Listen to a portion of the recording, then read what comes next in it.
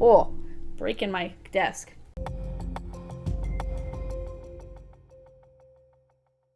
Hello, welcome to Sounding for Your Book Reviews. As usual, I am Tina. Today I'm doing a book review of this big chonk, which is XX by Ryan Hughes. This is a sci-fi from 2020 by Picador, which is part of Macmillan. This book is a beast. It has some cool pictures in it, though. This is like the inside cover. It's really neat.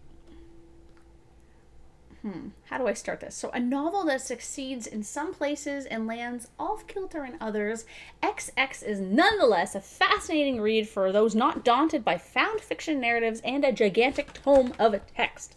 So, what is this bad boy about? Oh, breaking my desk. The battle for your mind has already begun. At Jadrell Bank Observatory in England, a radio telescope has detected a mysterious signal of extraterrestrial origin, a message that may be the first communication from an interstellar civilization. Has humanity made first contact? Is the signal itself a form of alien life? Could it be a threat? If so, how will the people of Earth respond? Jack Fenwick, artificial intelligence expert, believes that he and his associates at tech startup Intelligentsia can interpret the message and find a way to step into the realm the signal encodes. What they find is a complex alien network beyond anything mankind has imagined. Drawing on data punk and the modernist movements of the 20th century, XX is assembled from redacted NASA reports, artwork, magazine articles, secret transcripts, and a novel within a novel. Deconstructing layout and language in order to explore how ideas propagate, acclaimed designer and artist Ryan Hughes' debut novel presents a compelling vision of humanity's unique place in the universe and a realistic depiction of what might happen in the wake of the biggest scientific discovery in human history. Sorry, I was trying to make sure I pronounced everything properly so I didn't sound stupid. So the plot... The story is pretty straightforward, actually, but it's less about the plot than the way the novel plays with language, the sci-fi genre, and the book as a physical entity. Yes, it's metatextual, and it includes fake news reports, blogs, other reports, etc. So if that stuff doesn't work for you, if you find that stuff kind of annoying, you might not like this book. For me, I loved how House of Leaves, for example, did it, and I usually like when books include fake newspaper clippings and stuff. But there's another one called The Found Shark Texts that I found went too far with this concept, and I couldn't stand it. So it just depends on how you feel about this, and sometimes it's based on a book-by-book basis. XX worked for me, so it's definitely a preference thing. In XX, there's also pages and pages where alien avatars talk in various formats, using text styles to differentiate them, which I liked because it broke up the book a bit, but also because it was an interesting way to show how not only words themselves, but how words contribute to meaning. Semiotics, how signs and symbols are interpretive, is a major theme in the novel, and I do think he nailed that part quite proficiently. For example, something like this. Semiotic weight, meaning if you have a big red button, you'll know it'll set off the nukes. If you have a gear stick, you can grind your gears. There's a direct connection between form and function. It's a connection we've lost. Universal functionality has given us a generic input device. The keyboard is ubiquitous and thus symbolically meaningless. It does everything and so means nothing. Things like that. So,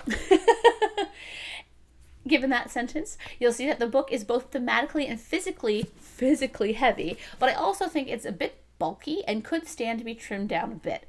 There's an 8-part section that is basically a play on a classic sci-fi. The thing is, despite me loving classic sci-fi, as you know, I found this part incredibly dull.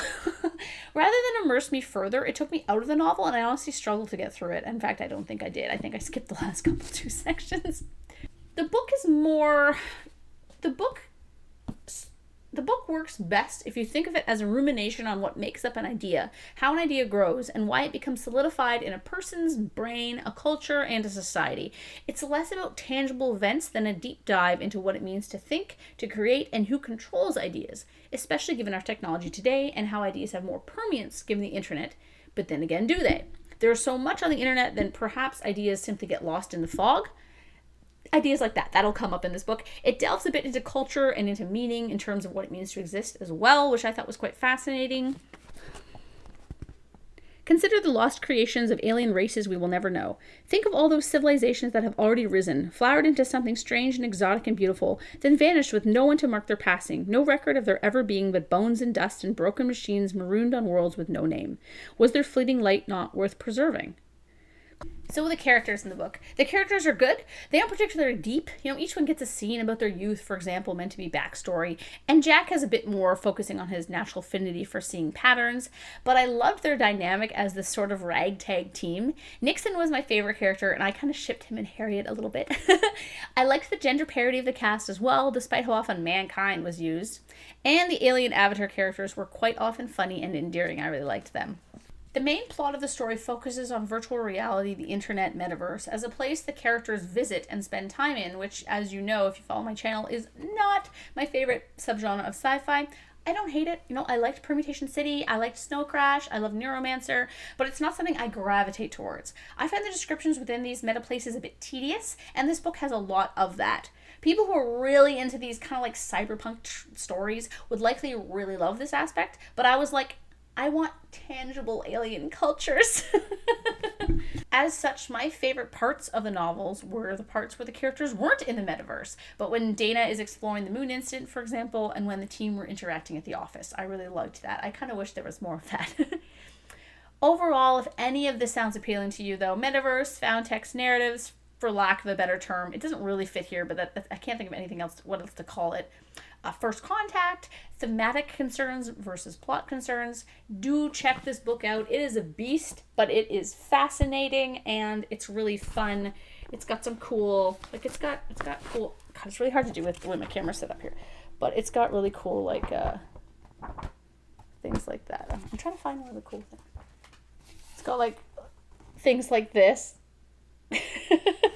And you have to kind of read that to understand it. It's interesting. It's really fun. I will leave you with one more quote from the book. Art is the song we would sing if we could hold a note, the words we would choose if we were more eloquent, the image we would paint if we could just see more clearly. I thought that was quite pretty. So yeah, there's a lot of cool sentences in this book too. So yeah, definitely check it out. I highly recommend getting the hardcover. I don't know if it would be as good in ebook. I don't know. If you've read this in ebook, let me know if you still enjoyed it or if you found it kind of hard to read.